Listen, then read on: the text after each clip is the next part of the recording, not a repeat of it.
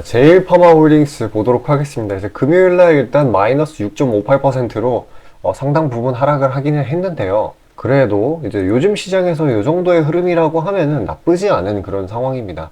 일단 이제 기존 상승폭, 요때 이슈가 있었죠. 이슈가 있었던 상승폭의 중간 지점까지도 이제 오지 않은 그런 채로 마무리가 됐기 때문에, 그리고 장 초반 흐름이 본다고 하면은 급등 뒤에 차익 실현, 그리고 다지기, 급등 뒤에 차익 실현, 그리고 다지기, 이런 형태로 가고 있기 때문에 얘는 주가 버텨주고 있거든요. 그래서 이제 재부각 같은 게 한 번 더 나온다라고 하고, 지금 시장에 먹거리라는 게 정말 없기, 특히나 이제 바이오 쪽들은 계속해서 이제 자금이 돌고 하다가 다시 돌아오는 경향이 있어요. 그래서 다시 한번 치고 올라가 줄 수 있다고, 그런 식으로 저는 보고 있어요. 그리고 이제 이틀 만에 그렇게 이슈아웃 되는 거는 생각보다 쉽지가 않기 때문에, 아무리 바이오라고 하더라도요. 그래서 이제 단기적인 관점으로 본다라고 하면은 이제 월요일 날 미장이 혼조세로 끝났거든요. 그렇기 때문에 더욱더 이제 기존 섹터들, 뭐 AI라든지 로봇이라든지 그런 친구들이 더 힘을 못 쓰는 그런 상황이 됐어요. 특정 종목들 빼고요. 그렇기 때문에 이제 또 바이오 종목들이 다시 한번 힘을 강하게 줄 때가 됐습니다. 그래서 뭐 어거지로 차익 실현이 나온다라고 하면은 이 장기 평선 한 11만, 11,500원 선에서 매수를 해서 단기적인 차익 실현을 보는 게 좋을 것 같고요. 그게 아니라고 한다라고 하면은 아마도 이 기존 낙폭 지점까지만 깔끔하게 보는 게 좋을 것 같아요. 아마도 오를 만한 확률이 훨씬 더 강한 그런 상황입니다. 일단 뭐 여러 가지를 따져본다라고 하면은 현재의 이 고금리 환경, 여기 때문에 가치 투자는 생각보다 하기 힘들어요. 조금 이따가 제가 자세하게 설명드릴 건데, 그래서 고금리 환경, 당장은 뭐 고금리가 맞기 때문에 이제 인하에 대한 기대감은 나오고는 있기는 한데, 여태까지 올린 걸 아직 내리지는 않았어요. 그래서 이런 부분은 조금 하기 힘들다. 그런데 방금 말씀드렸던 것처럼 이제는 인상에 대한 우려가 좀 꺾이면서 다양한 종목들이 바닥을 다지고 있는 그런 상황입니다. 그래서 이제 생태주, 바이오 이런 쪽이 단기적으로 좀 강한 힘을 보이고 있어요. 그 중에 이런 제일파마홀딩스는 시장의 주목을 이제 잠깐 받았는데도 불구하고 강력하게 치고 올랐어요. 일단 어떤 재료가 있었냐라고 보면은 라이트 재단이라는 곳이 있는데, 여기에서 6일이에요. 글로벌 항생제 연구 개발 비영리 단체, 뭐 GARDP라고 하는 곳인데요. 여기하고 제일약품 두 군데에다가 신생아 폐혈증 항생제 내성 문제, 요거를 해결하기 위해서 임상 연구와 뭐 원료 의약품 생산, 이런 거를 좀 더 아니면 그거를 생산하기를 위해 가지고 여기에다가 한 30억, 그리고 제일약품에다가 10억 원, 이거를 지원하기로 계약을 했어요. 액수가 생각보다 그렇게 크지도 않고요. 일단은 이 신생아 폐혈증 문제, 이게 조금 어디서 일어나냐, 중저소득 국가에서 일어나요. 여기서 어린이 주요 사망 원인이라고 하는데, 매년 전 세계에서 300만 명 이상의 신생아가 걸려가지고 굉장히 힘들어한다고 합니다. 뭐 이 병을 치료할 수 있는 방법이 항생제 말고는 딱히는 없다고 하는데, 근데 이제 기존 항생제, 여기서 쓰고 있던 기존 항생제에 이 내성이 생겨버려가지고 이제 새로운 치료법들의 이런 필요성이 커질 거다라는 그런 내용이었어요. 그래서 여기에다 10억 원, 제일약품에다 10억 원, 그리고 이 GARDP에다가 30억을 라이트 재단이 준다고 그렇게 발표를 한 거예요. 일단은 앞으로 이 문제가 계속 지속적으로 언급은 될 수가 있어요. 왜냐면은 제가 말씀드렸던 것처럼 중저소득 국가에서는 저출산이 문제가 아니에요. 상대적으로 애들을 많이 낳습니다. 신생아가 많아요. 그렇기 때문에 이게 뭐 메인 이슈로 치고 올라가지는 못한다고 하더라도 계속해서 시장상에서 언급이 될 거고, 그때마다 단발적으로 관련주들이 꿈틀꿈틀 거릴 거예요. 근데 길게 끌고 갈 거는 확실히 아니고요. 지금 우리나라 시장 특성상, 국내 시장 특성상 단기적으로 조금 재미를 보기에는 괜찮은 종목이다 라고 보시면 됩니다. 일단은 저 지원금 10억 원이죠. 제일파마홀딩스 입장에서는 요거는 저소득 국가에 대규모로 공급을 하기 위한 생산 효율화, 여기다 쓰일 거고요. 그러니까 다양한 이 베리에이션이 나와야 되고, 그리고 가격이 싸야 한다. 이게 조금 포인트입니다. 어쨌거나 좀 더 명확하게 본다라고 하면은 뭐 치료제 임상, 원료 생산 설비, 뭐 투자 소식이 계속 들려올 걸로 보이는데 방금 말씀드렸던 그런 부분이 호재로 작용을 해가지고 막 치고 오르고 그거는 생각보다 되게 어려울 거예요. 욕심 최대한 버리고 또 저항 라인에 이 14,500원 부근, 14,000원 부근에서 안전하게 차익 실현해주는 거를 권해드리고 있어요. 그리고 아마도 이 중장기 평선이 뚫린다라고 하면은 그때 이제 손절을 치는 게 현명하겠죠. 지금은 최대한 짧게 보는 게 맞습니다. 뭐 길게 볼 만한 종목은 제가 조금 이따가 알려드릴 테고요. 여기서 최대한 지금은 보수적으로 보는 게 맞아요. 남들이 지금 이제 바이오나 정태주 이거에 지금 미쳐있을 와 이거 막 잘 간다 잘 간다 그러잖아요. 그럴 때가 제일 조심해야 될 때입니다. 이거를 꼭 기억하시길 바랄게요. 자, 아침에 시간이 없으신 분들을 위해 장 전에 당일 부각 모멘텀 그리고 시세 분출 종목 매일 아침에 구독자분들께 보내드리고 있습니다. 자, 쓰잘데기 없는 이 정크 가짜 정보들 다 필터링 거친 뒤에 정제된 정보들이고요. 당일 부각 이슈들로만 정리해서 보내드립니다. 자, 시장에는 한 가지 진리가 있어요. 아무리 초특급 악재가 터져도 막 해가 서쪽에서 뜬다고 하더라도 이 아침에 시장이 개장을 했을 때 반드시 튀어오르는 종목은 항상 존재해요. 그래서 이러한 특성 때문에 장초 개장 시간 1시간 동안만 매매를 하고 나머지 시장은 관망을 하시는 분들도 상당히 많으시죠. 근데 만약 내가 스윙이나 장투를 지향한다고 해도 이 가장 활발한 시간, 개장 후 1시간대를 놓치는 거는 합리적인 투자 관점에서 보면 너무나도 아까운 일이에요. 자, 장 초반에는 뭐 기본 수급, 세력의 움직임, 전일 모멘텀 등등 다양한 요인들 그중 단일 요인만 가지고도 이 수익 구간을 충분히 내주는 일이 허다하죠. 나중에 빠지는 건 둘째 치고요. 그런데 이 개개인이 수많은 종목, 이 시장에 상장된 종목이 얼마나 많이 있습니까? 그 많은 종목에서 이러한 요소들을 다 파악하려고 분석을 해서 수익을 잡아내기는 상당히 난이도가 있어요. 이 단적인 예로 이 시장의 정보 재료라고 할 만한 것들이 날마다 아침에 보면 수도 없이 많이 쏟아져 있어요. 그래서 그 개별 재료들의 높고 낮음, 중요도 이게 앞으로 주가에 어떻게 적용될 건지 개인이 파악하는 거 사실 불가능에 가깝다라는 거. 물론 경력이 쌓이신 분들은 가능하겠죠. 하지만 모두 다 그런 건 아니지 않습니까?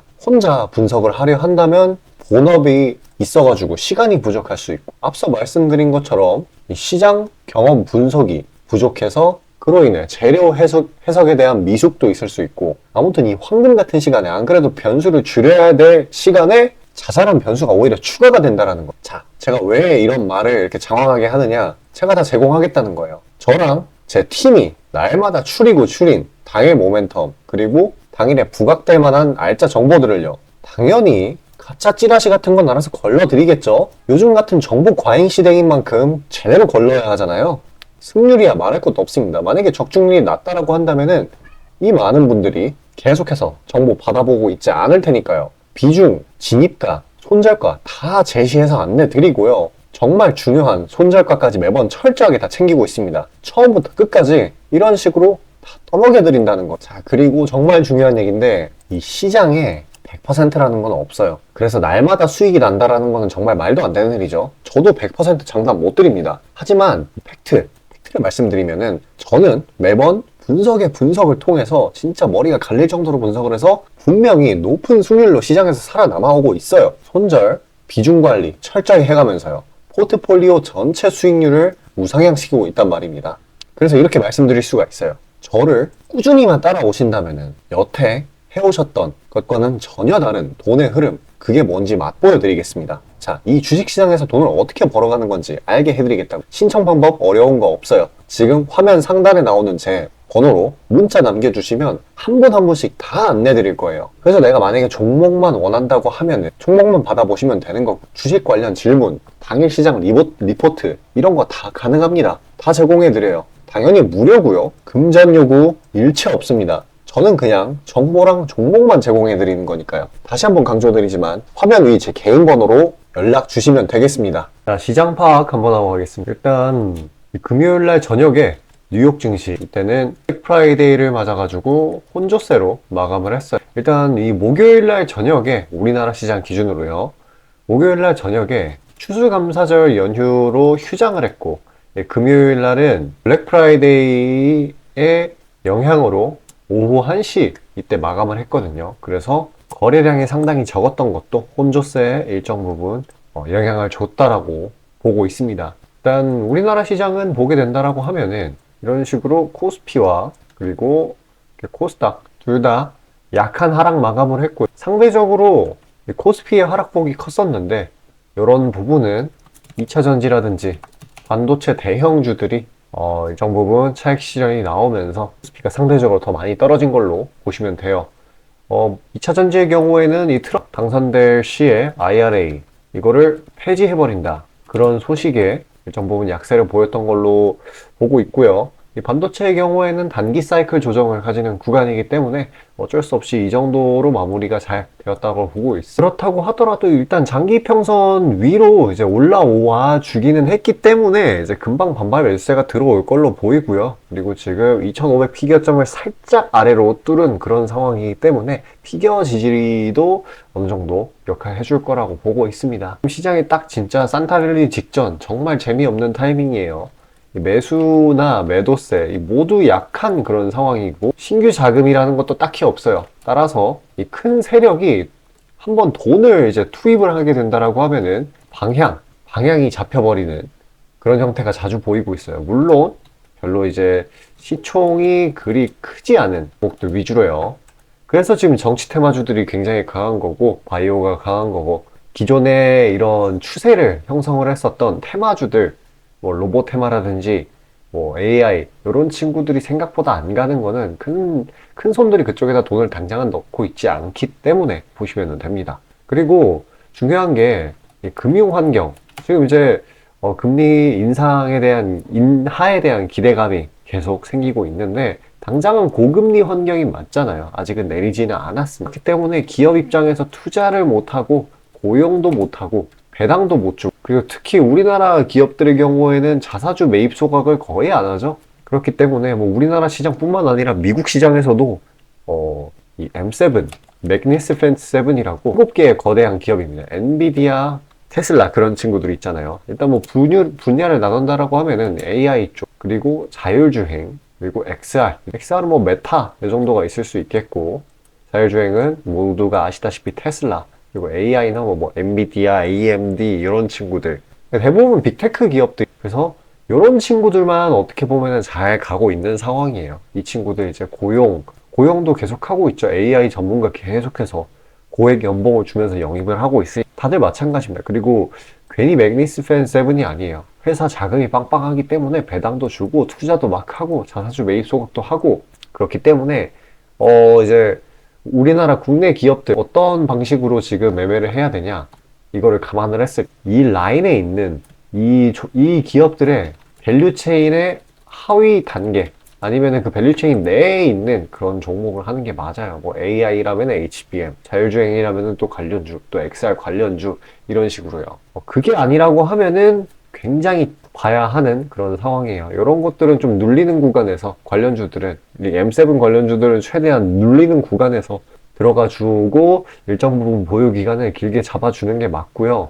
그 이외의 종목들, 뭐 정치 테마주 아니면 신규 상장 종목들 굉장히 잘 가고 있잖아요. 그런 친구들은 최대한 짧게 봐줘야 됩니다. 그 정태주 특성상 빠르게 이슈아웃이 되는 것도 물론 있기는 하지만은 이런 M7 관련이 정확히 아니라고 하면은 길게 보는 거는 현명하지가 않은, 정말로 진짜 이제 국내 기업이 테마주, 특히 이제 급등하는 종목들을 굉장히 좋아하기 때문에 좀 이상 현상이 자꾸 생기고 있어요. 근데 이런 거 잘못 물리면은 진짜 뼈 아픕니다. 그러니까 최대한 짧게 보셔가지고 수익 보는 거 좋아요.